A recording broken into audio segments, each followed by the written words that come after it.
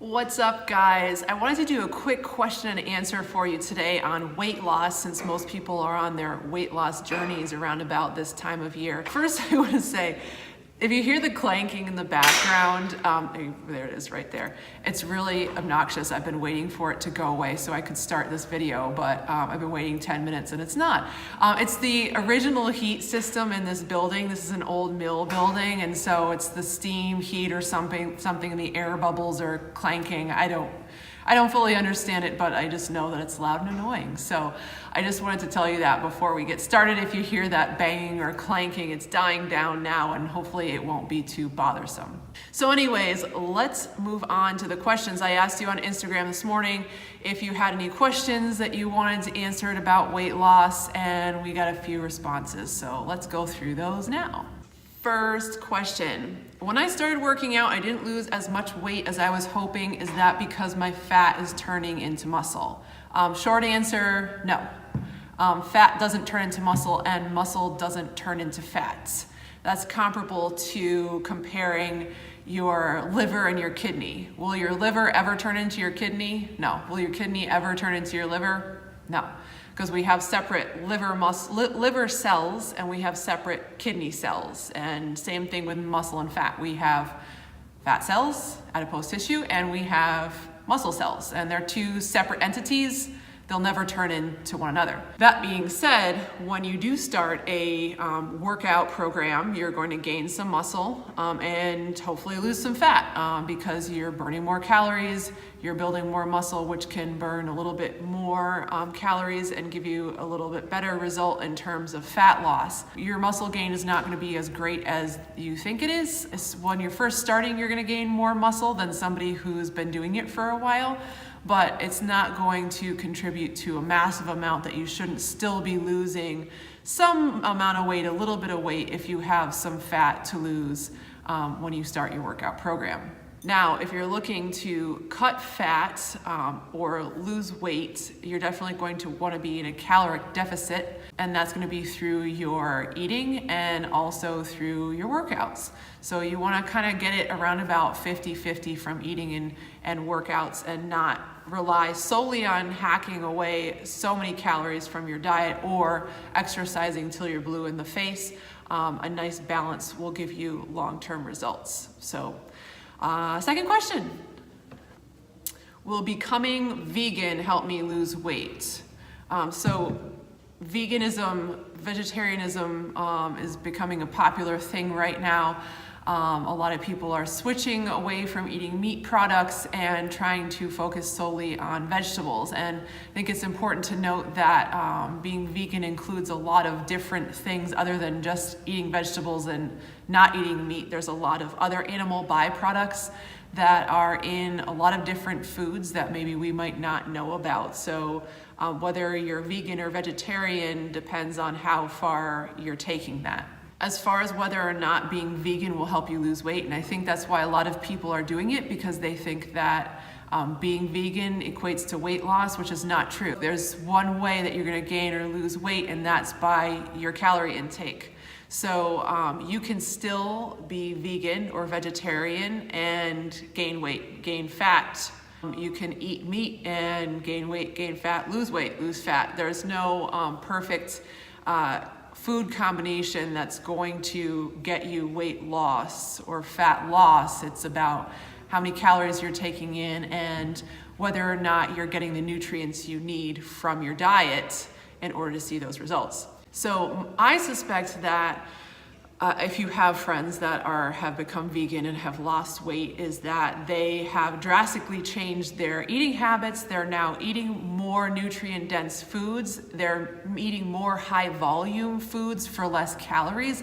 And overall, they're eating less calories than they were before. And I think a lot of times the people that are seeing any sort of drastic changes from becoming vegan or vegetarian, it's because they probably weren't eating the best before they started this program, and then they switched over and now they're eating a lot better. And so they're seeing that difference. So let's take, for an example, 250-pound man goes on a vegan or vegetarian diet and loses 50 pounds. Now this 250-pound man was eating not that great before. Donuts for breakfast most days, probably having drinking or binge eating fests on the weekends, and now is switched over to primarily vegetable diet. So vegetables, you can eat a ton of them for fewer calories. Filling up the stomach, filling up on vegetables is going to drastically cut back on the calorie intake that this person is consuming, and therefore losing weight. So does that mean then that this 250-pound person who was eating poorly before switching over, does that mean that being vegan or vegetarian caused the weight loss? Or does that mean the reduction in calories from changing the food quality caused the weight loss? I would venture to say that the reduction in calories is what caused the weight loss. Now, there is some research floating around out there about health benefits of not eating meat, primarily eating vegetables. Obviously, we know vegetables are very nutrient dense. My personal belief is that there's a way to have balance, to have meat products or animal products in your diet, still eat a ton of vegetables to get those nutrients, and still get the results that you're looking for. So long summary in one answer. Being vegan does not equate to weight loss. There's a lot that goes into it other than just being vegan. So next question, last question I think actually. How much cardio should I be doing to lose weight?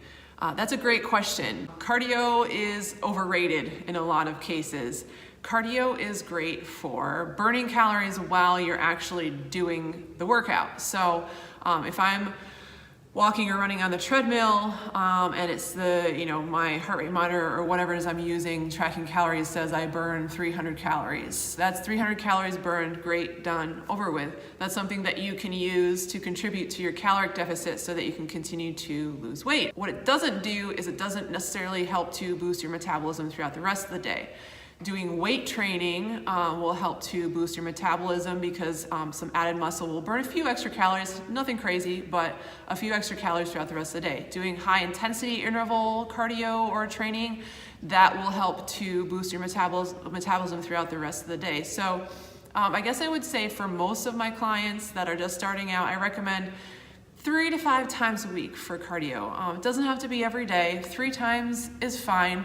I would definitely recommend incorporating some high intensity interval training. That means that you're going as hard as you can for an interval of time, whether that's 15, 30 seconds, a minute, something like that, and then dialing back and going back and forth like that. But really, I think you should focus more on weight training, building muscle, building strength, and that definitely helps to build your overall health as well. We do need cardio for our heart and lungs, our cardiovascular system, so you do need to be getting your heart rate up and for a period of time and working hard so that, because those are muscles too, we need to be able to, or your heart is a muscle anyways, you should be able to work that muscle to make sure that your body and your health remains intact. So cardio is not all about fat loss or weight loss, it's about your general health too, but also not overdoing it. I know a lot of people that overdo cardio. I've been one of those people, just overdoing cardio, and then you end up with various injuries or just aggravated issues. You end up with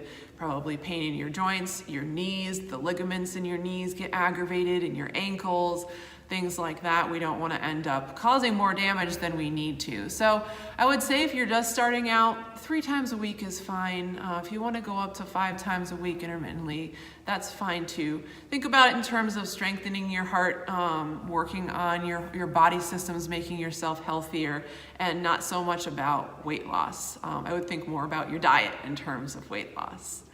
So I think that's all we got for today. If you have any other questions, I'd like to do more of these question and answer videos.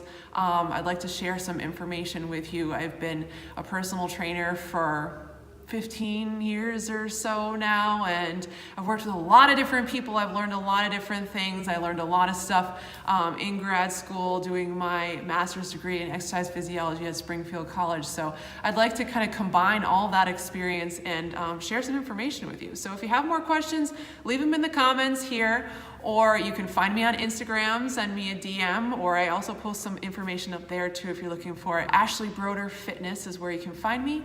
Also check out my website, ashleybrodeur.com. I've got some nutrition coaching, some fitness coaching there, or if you just have questions you want to ask me through that website, you can certainly do that too.